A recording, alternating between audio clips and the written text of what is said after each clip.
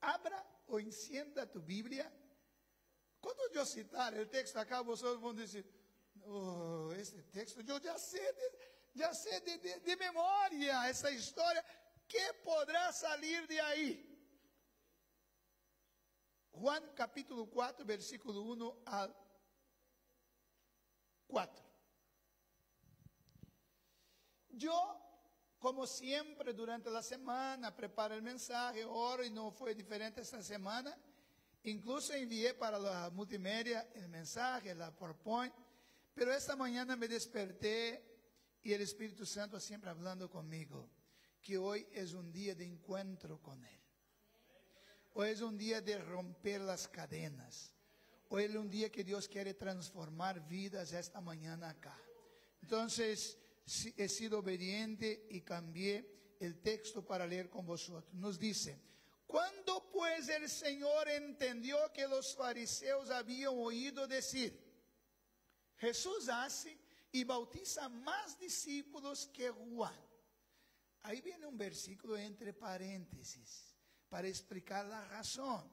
Aunque Jesús no bautizaba, sino sus discípulos. Versículo siguiente.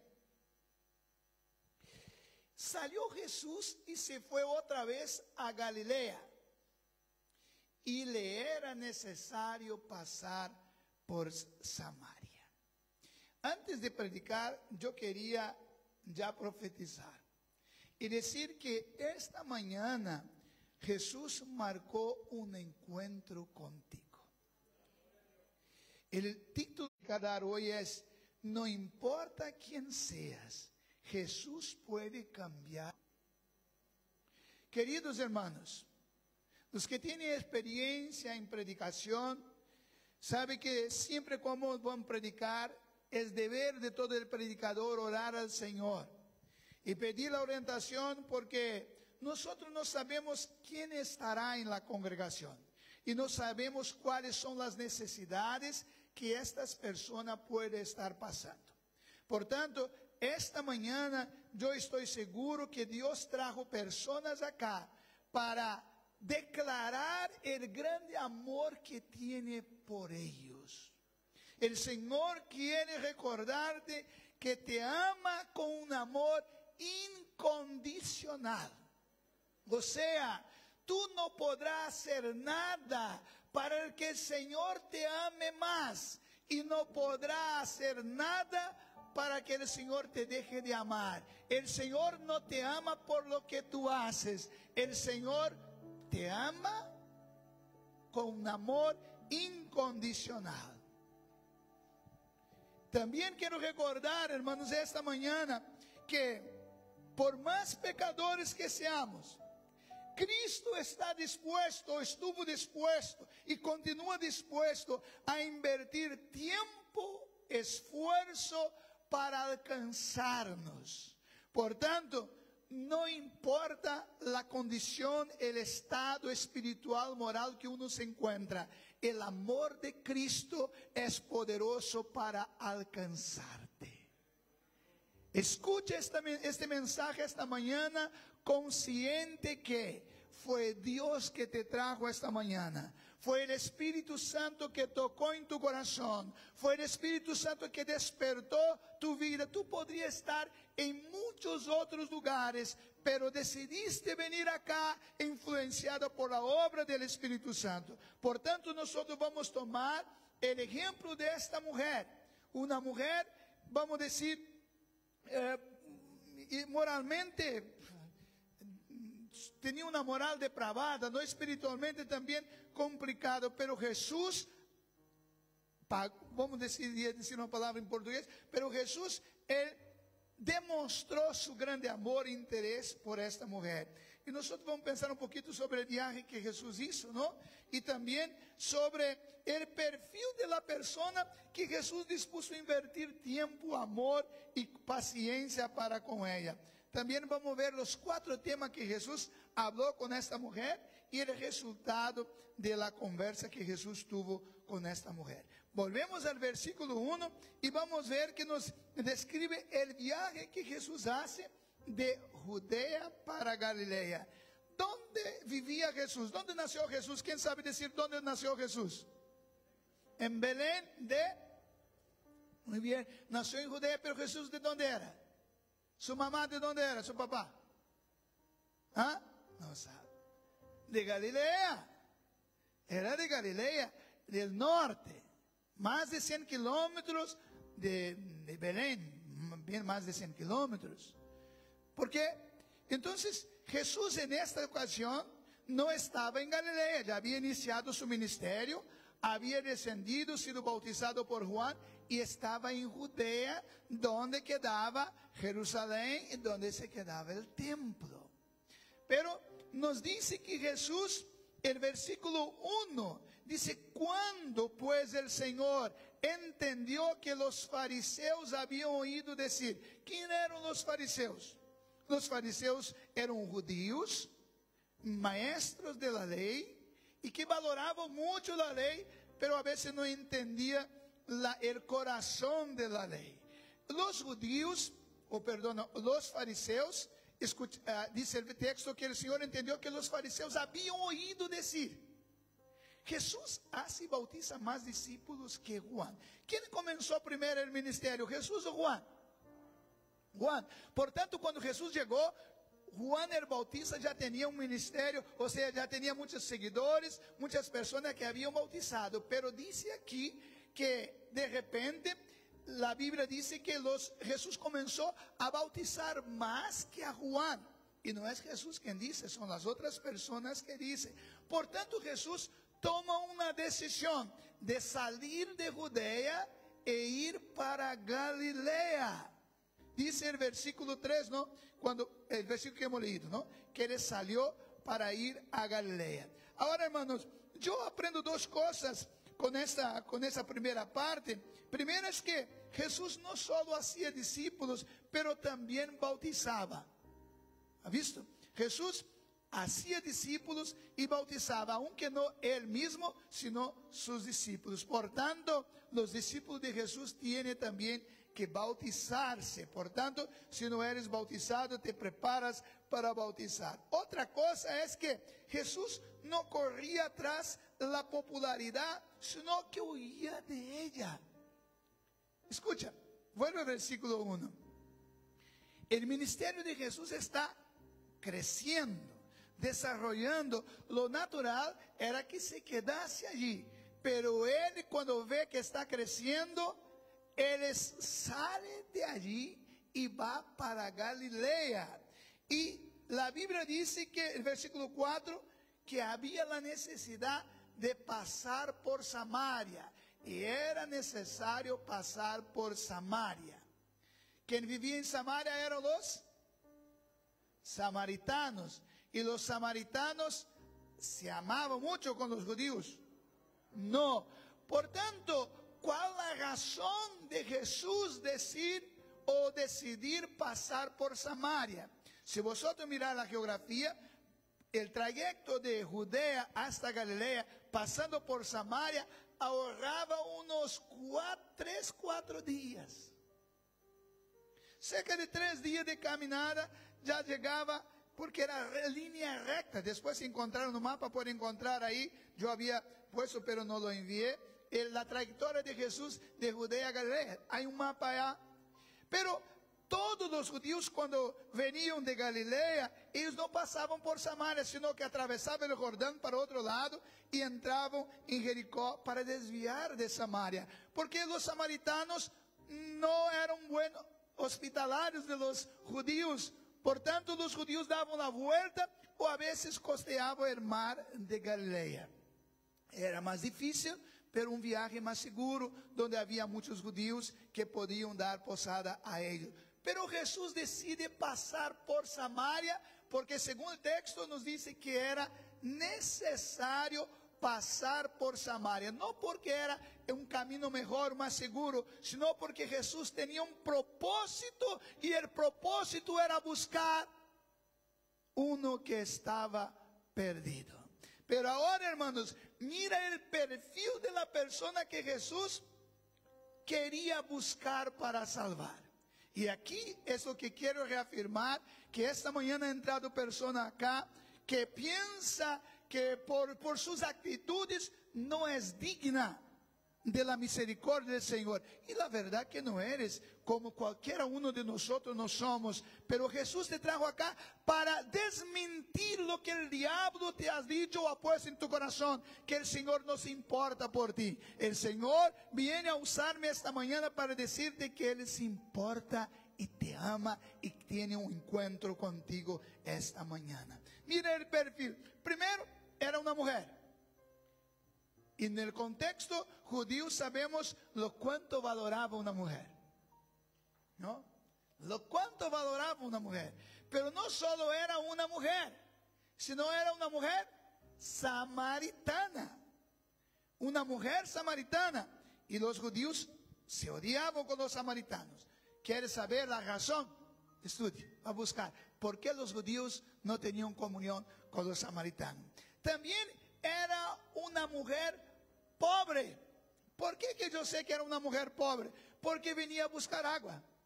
Y si fuera una mujer rica, tenía alguien para buscar agua. Pero ella no tenía nadie para buscar. Incluso las mujeres no solían buscar, pero esa mujer tenía que buscar agua. Era una mujer pobre. Otro perfil de esa mujer no solo era una mujer pobre, sino que era una mujer decepcionada con su matrimonio. Había tenido 5 maridos.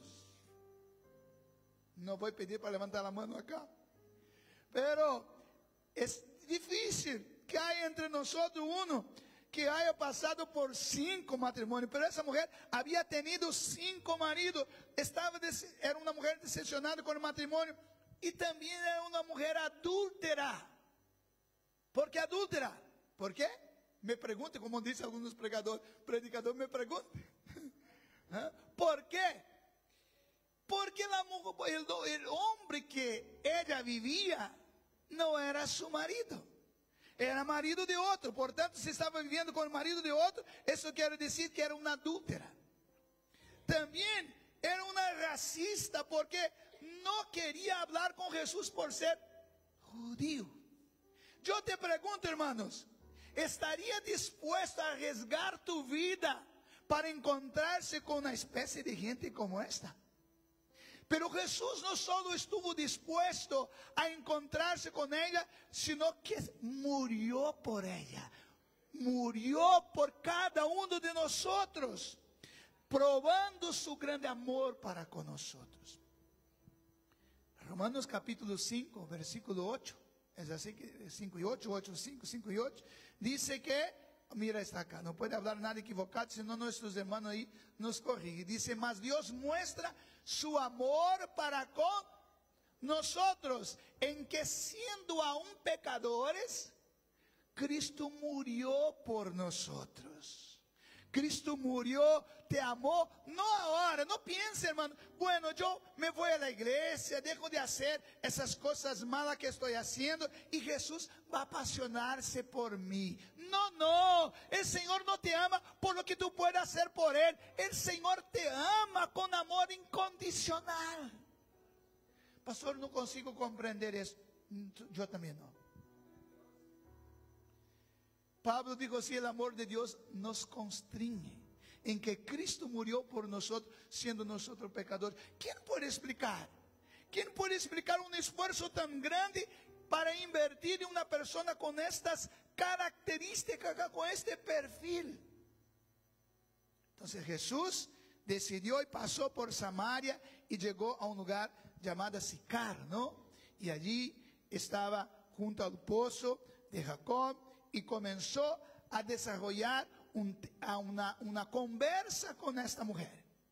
Él se quedó junto al pozo mientras sus discípulos, ¿qué fueron a hacer? Mira, tengo que continuar predicando porque vosotros no conocen el texto todavía. Ah, no, se fueron a comprar comida, ¿no? Estaba con hambre, porque Jesús también tenía hambre y Jesús se quedó allí. Pero Jesús tenía un propósito más allá, ¿no? Porque si los discípulos se quedan por ahí, los discípulos no iban a permitir a Jesús hablar con la mujer. Entonces sale acá y la mujer llega para buscar agua. Y Jesús habla sobre 4 temas con esa mujer. El primer tema que Jesús comienza a hablar es la conversación sobre la necesidad física que era el agua. Versículo 7. Jesús le pide agua y dijo así: mujer, dame de beber. Vino una mujer de Samaria para sacar agua y Jesús le dijo: dame de beber. Queridos hermanos, ¿vosotros pensáis que Jesús realmente estaba interesado en que la mujer sacase agua para darle? No. Entonces, ¿por qué Jesús le pide agua? Porque yo apunté acá, porque cuando Jesús nos pide algo, no es porque tiene necesidad, sino porque quiere suplir nuestra necesidad. Jesús no tiene necesidad de nada. Cuando Él nos pide es porque le ve una necesidad, y a la medida que nosotros entregamos a Él, Él suple nuestra necesidad. Por eso que cuando Jesús nos pide algo, nunca es porque Él necesita. Él es el dueño de todo. Él es el creador de los mares. ¿Sabía que Jesús creó todas las cosas? No, sí, Jesús es el creador. Tú puedes leer en Hebreos capítulo 1 y va a decir que Jesús es el creador de todas las cosas, del mundo visible e invisible, de los poderes, de las potestades. Todo es el creador de los mares. Pero el creador de los mares está pidiendo un vaso de agua. Porque Él vio una sequía dentro del corazón de esta mujer. Por tanto, Él primero comienza a hablar sobre agua. Pero Jesús muestra la ignorancia de esta mujer. Jesús muestra la ignorancia de esta mujer. Mira, esta mujer primero era ignorante porque no conocía el don de Dios. Jesús en el versículo 10, la parte A, dijo así: si tú conocieras el don de Dios. ¿Qué es un don, hermanos? Un don, sinónimo, un regalo. Si tú conocieras el regalo de Dios, en otras palabras, si tú conocieras quién está aquí, quién es el Señor, el regalo que el Señor quiere darte. Por tanto, Jesús está diciendo que la mujer es ignorante al respecto del don de Dios. Pero la mujer no era solo ignorante al respecto del don, sino también que no sabía quién le estaba pidiendo agua. El verso 10 dice: si tú conocieras el don de Dios, y quién es el que te dice: dame de beber. Ella no conocía quién estaba pidiendo agua. Ignorante porque no sabía quién estaba pidiendo. Ignorante porque dudaba de la capacidad de Jesús. Porque el versículo 11 dice: el pozo, versículo 11 dice: el pozo es hondo. ¿De dónde pues tiene el agua viva? Tú no tienes cómo sacar agua de acá. También era ignorante porque pensaba ser hija de alguien que no era su padre. Mira lo que dice el versículo, continuación del versículo. Dice: ¿acaso eres tú mayor que nuestro padre Jacob, que nos dio este pozo del cual bebieron él, sus hijos y sus ganados? O sea, este pozo que Jesús estaba allá era un pozo milenar, ya por lo menos unos 2000 años antes. Jacob había cavado este pozo, pero la mujer no entendiendo, digo: por ventura sería tú mayor que nuestro padre Jacob, ¿no? Que nos dio de ese pozo. Era ignorante también porque atribuyó la bendición recibida al instrumento usado por Dios en lugar del Dios mismo. Eres tú mayor que nuestro padre que nos dio este pozo. Atribuyó como si fuera el dueño del pozo Jacob, y dejó de glorificar a Dios. Ahora es interesante, hermanos, que Jesús ve una persona ignorante, y la palabra muchas veces en nuestro contexto suena un poco pesado, fuerte, pero ignorante significa falta de conocimiento, y falta de conocimiento puede ser por varias razones, pero la mayoría de las razones es por falta de investigar. Y esta mujer no conocía, pero en este caso creo que mucha falta de la ignorancia viene por la ceguera espiritual. por los ojos estar cegados por el pecado y no poder comprender. Esta mujer no podía comprender el don de Dios, estaba cegada por el pecado, pero la luz del mundo llegó. Y donde la luz llega, las tinieblas se va. Porque según los sabios, la oscuridad no existe, ¿no? Lo que existe, lo que es ausencia de luz. Por tanto, donde la luz llega, no hay tinieblas, no hay oscuridad. Ahora, Jesús muestra el vacío interior que tenía esta mujer y afirma que este vacío solo puede ser llenado por Él. Jesús está hablando, comenzó a hablar sobre una necesidad física porque quería llegar a una necesidad espiritual. Déjame abrir un paréntesis acá para Dios hablar con alguien acá.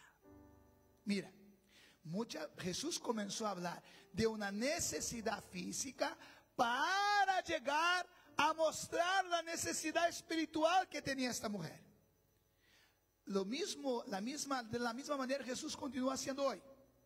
Jesús quiere hablar de nuestra necesidad espiritual, pero nosotros estamos completamente cerrados para esto. Entonces el Señor comienza a hablar o tocar las necesidades físicas. A veces una falta de empleo. Y ahí la persona se despierta para ir a la iglesia. A veces una necesidad de salud. Muchas otras cosas para abrir nuestros ojos y mostrar la verdadera necesidad que tenemos, que es la necesidad espiritual, necesidad del alma.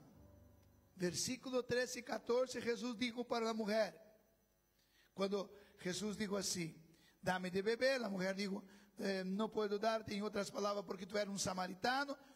¿Cómo me viene a pedirme a mi agua de beber? Y Jesús dijo, oh, mujer, si tú supieras quién te pide agua, tú le pedirías y yo te daría agua viva. Entonces la mujer pensó así, bueno, pero ¿de dónde tú puedes sacar agua viva?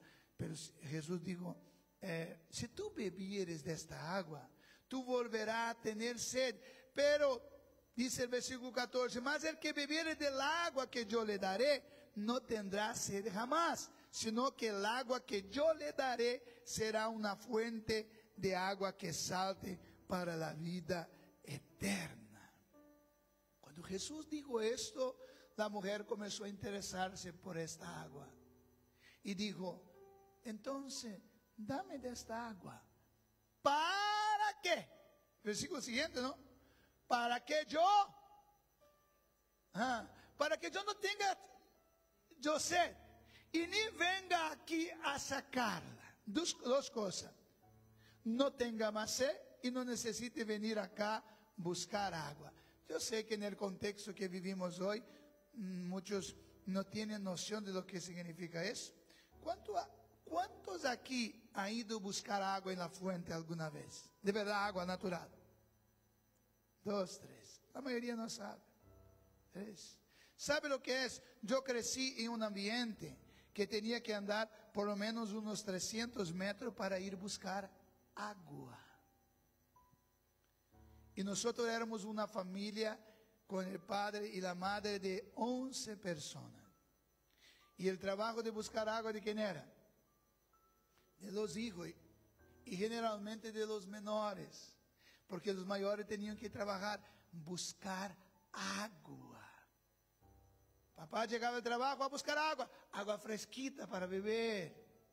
Pero hoy tenemos agua dentro de nuestra casa. Es solo abrir el grifo, sale agua, o van a nevera, agua helada. Pero así no era. Esa mujer, y en el contexto de allá, muy diferente. A veces había que caminar kilómetros para buscar agua. Esa mujer se interesó, dame de esa agua para que yo no tenga más sed y no tenga que volver aquí sacarla. Y Jesús quizás pensó así conmigo, qué dificultad de comprender lo que quiero hablar a esta mujer.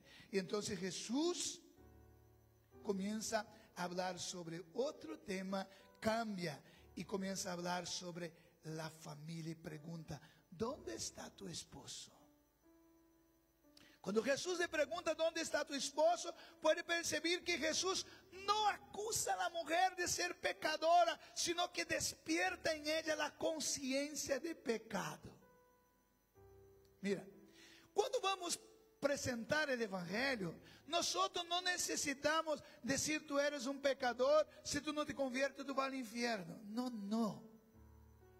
Cuando tú te presentas a Cristo, la luz llega y entonces la persona toma conciencia de sus pecados. No puede presentar a Cristo, presentar la salvación sin que sea despertado la conciencia del pecado. Jesús dijo a la mujer, ve, llama a tu marido y ven acá. Mira, yo puse aquí como una enseñanza de ese versículo. Nunca estaremos interesados por las cosas espirituales hasta que comprendamos lo cuán pecadores somos. Mira, la iglesia es un lugar para enfermos, para pecadores. Si un día tú te sintieres sano, sin pecado, tú no vendrás más acá. Por tanto, esta mujer necesitaba tener conciencia de su pecado. Pero si Jesús le dijera, tú eres una adúltera, la mujer no iba a querer escuchar más a Jesús. Pero Jesús dijo así, ve, llama a tu marido y ven acá. Yo quiero hablar con él. Y la mujer, puede ver, que la mujer intenta mentir a Jesús, pero termina diciendo la verdad más grande. Versículo 17, Jesús, la mujer respondió y dijo así, no tengo marido. Y Jesús le dijo, bien has dicho, no tengo marido. Habló una verdad queriendo mentir.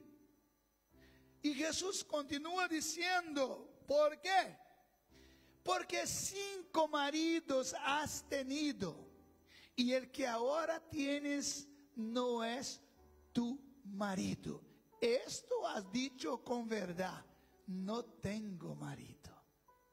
No es porque no vive con un hombre, es porque el hombre en que tú vives no es marido tuyo. Entonces Jesús toca en el profundo del corazón de la necesidad de esta mujer, porque Jesús había mostrado que había un hueco, un vacío dentro de esta mujer. Esta mujer intentaba llenar este vacío y intentaba a través buscando maridos. Yo no sé esta mañana dónde estás intentando llenar el vacío que está en tu alma. Quizás en fin de semana tú procuras llenar ese vacío en la bebida. ¿En qué más? En los bares, en las danceterías, ¿cómo se llama? Discoteca. Y mientras está ahí, parece que te sientes lleno. Pero cuando pasa y tú te acuestas en tu cama, viene el vacío, el dolor. Y Jesús está mostrando para ella que ella tiene un vacío que solo puede ser llenado por Él. Y esta mañana Dios te trajo aquí para recordarte que este vacío tú no llenas con alcohol, tú no llenas con sexo, tú no llenas con cualquier otra cosa a no ser con Él.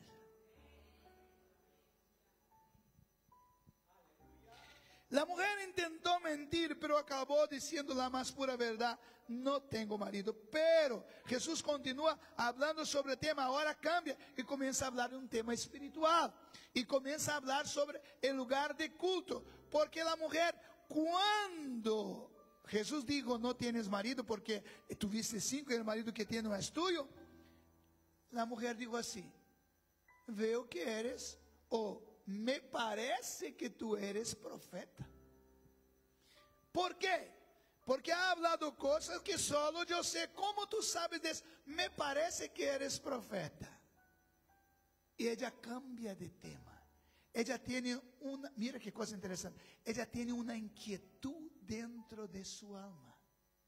¿Y cuál es la inquietud de ella? Una inquietud espiritual.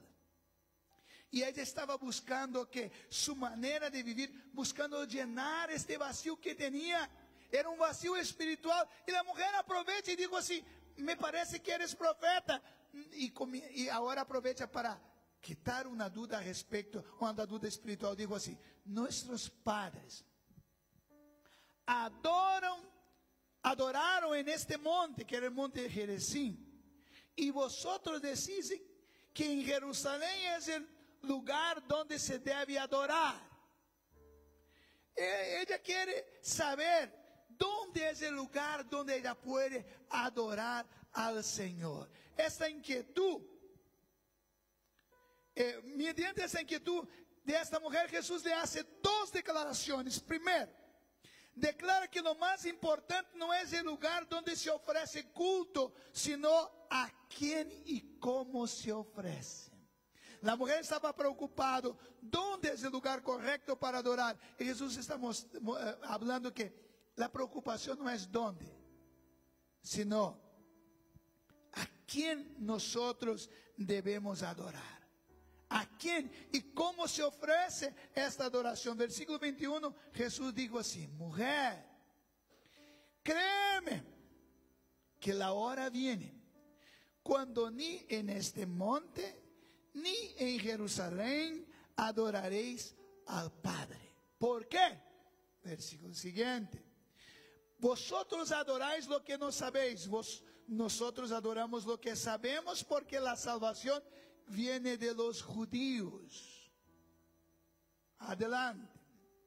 Mas la hora viene, y ahora es, cuando los verdaderos adoradores adorarán al Padre en espíritu y en verdad, porque también el Padre tales adoradores busca que le adoren.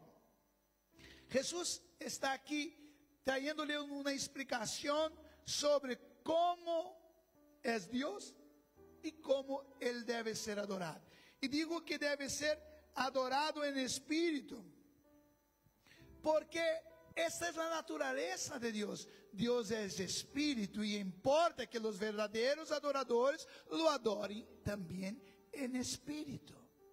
Dios nos ha hecho con espíritu, alma y cuerpo.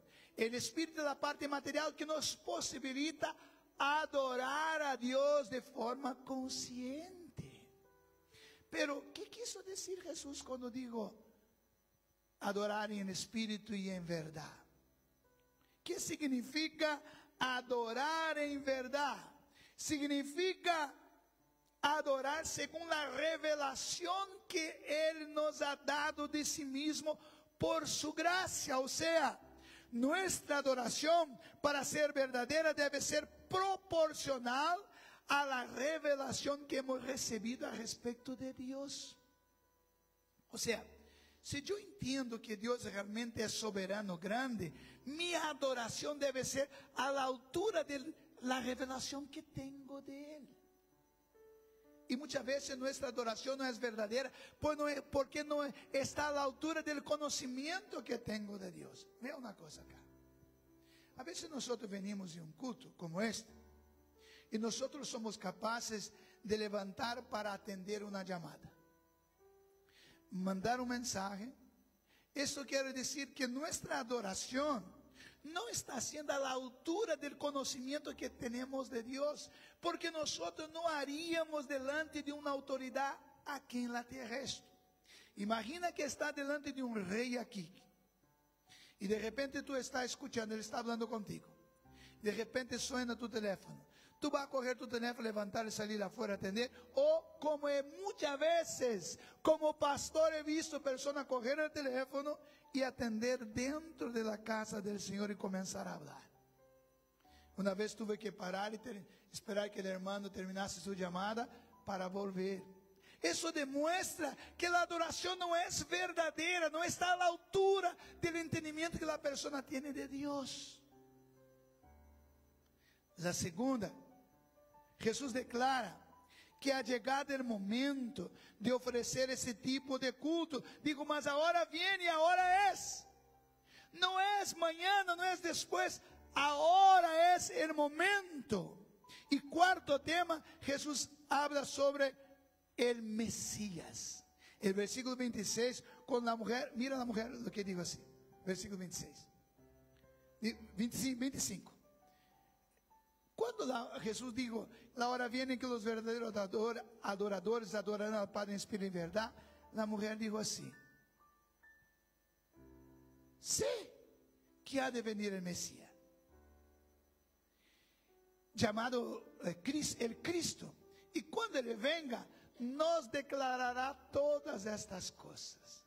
En otras palabras, la mujer estaba diciendo: gracias por tu palabra, me ayudó, pero no todo. Pero yo sé que cuando venga el Mesías va a me aclarar todo. Y Jesús es como que se gritase con la mujer y dijera: yo soy el que habla contigo. Yo soy el que habla contigo. Cuando Jesús dijo esto, la mujer no habló nada más. La mujer, yo creo que quedó así. No preguntó nada. Porque cuando, hermanos, la luz, la revelación de Cristo entre nosotros, abre nuestro entendimiento. Y la mujer, yo creo que salió así. Dejó el cántaro de agua, el vaso con agua, y salió corriendo. Ese viene el resultado de esta conversación. La mujer sale corriendo. ¿Y sabe qué? Hermano, esa mujer estaba con sed. No bebió agua.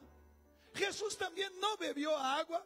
Sale corriendo a la ciudad y comienza a testificar y decir: ven, vamos a ver lo que la mujer dijo.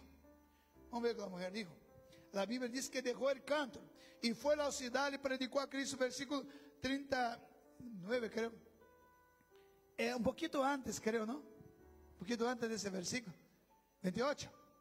Porque aquí la mujer dijo, dice: entonces la mujer dejó su cántaro y fue a la ciudad y dijo a los hombres, ¿qué dijo la mujer? Venid, ver a un hombre que me ha dicho todo cuanto he hecho. ¿No será este el Cristo? Mira ese mensaje, estoy media hora predicando acá, ¿no? Esa mujer solo predicó eso. Esa fue la predicación. Vení, ver un hombre que me ha dicho todo cuanto he hecho. ¿No será ese el Cristo? Y corriendo seguro por la ciudad y gritando esto. Más o menos la prédica de Jonás.